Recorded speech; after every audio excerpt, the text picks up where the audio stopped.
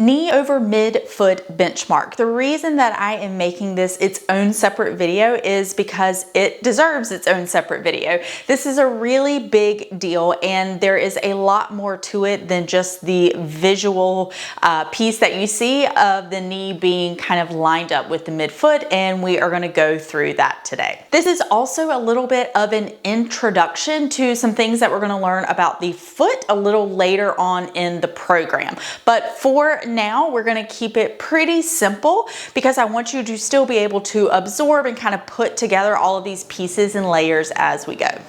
All right, so knee over midfoot. First, let's define what the midfoot is. The midfoot is the area of your foot in between your heel and toes. So a lot of times we think of the midfoot kind of where our arch of our foot is.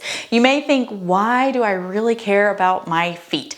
You want to care about your feet because your feet are part of the kinetic chain, and the kinetic chain is what is largely responsible for our movement.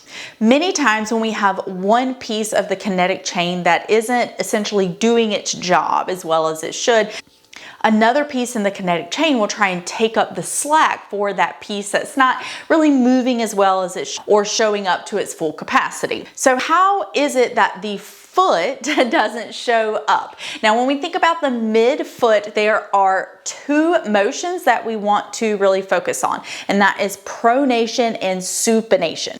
Pronation simply means when the arch of the foot becomes a little bit flatter, and then supination is when the arch of the foot comes up. We need pronation and supination in our foot to be able to create good movement up the chain without getting too crazy about things. What I want you to understand is that when we have a foot that pronates, we're actually going to get almost like a spiral effect up the chain all the way into our hip. Our foot pronates, our tibia internally rotates, our femur externally rotates, which allows the ilium to internally rotate. So there is a lot that goes on just from your body sensing that pronation of the foot. It literally tells everything up the chain what to do. You may still be like, what does my midfoot have to do with a hinge? And this is why. So all of those motions I just described with the pronation and the tibia and the femur and the ilium, don't worry, I'm not going to quiz you on all the body parts, but this is what I want you to understand. When that foot pronates, what we are doing is essentially telling this part of our pelvis, hey, we want you to come in a little bit. We don't want you to stay way out here. We want you to access internal rotation a little bit right here.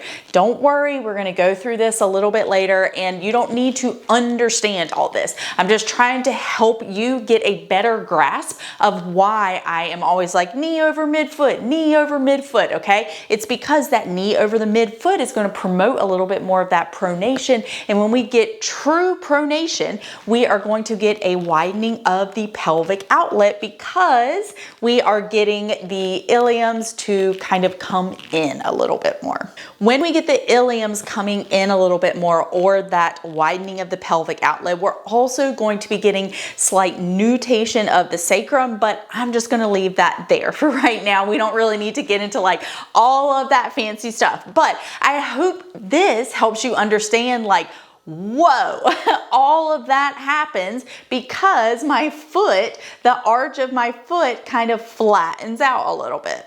That is why I am always saying to y'all, knee over midfoot. Now, when we are doing the knee over the midfoot, there are a few really key things you need to remember.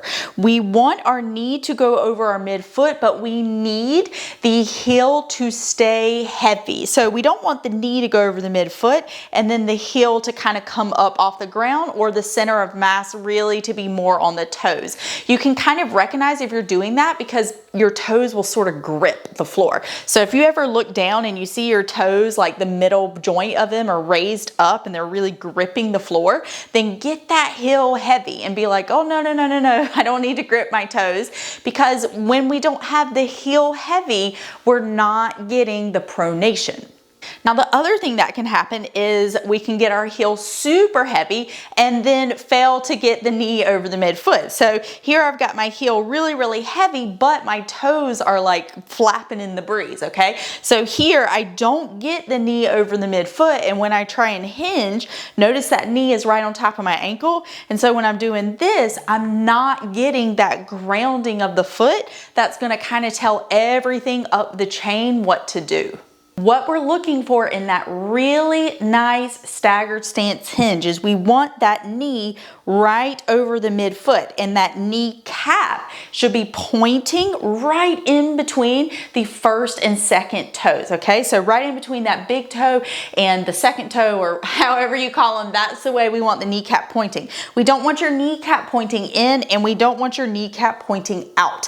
When we have our kneecap pointing that way, this is also going to promote us being loaded over that midfoot and really getting the pressure on the points of our foot that we want to allow some things up the chain to happen. To reiterate one more time, we don't want knee over midfoot with the heel coming up and all of your weight kind of pushing more forward and the toes feeling really grippy. We want the knee over the midfoot with the heel continuing to stay heavy and the toes kind of flattening out as well. But we really want to feel that midfoot kind of pushing down into the ground. And we keep that midfoot kind of pushing as we are allowing the glutes to lengthen as we hinge back. If you have really high arches, I have worked with people that have arches that literally don't move, and they're like, I have no idea what my midfoot feels like. Don't worry, we'll talk about that a little bit later. Right now, it's just something that I kind of want you to figure out for yourself. Do you have really high arches? Do you have really flat feet? Because they can make a difference when we're talking about movement.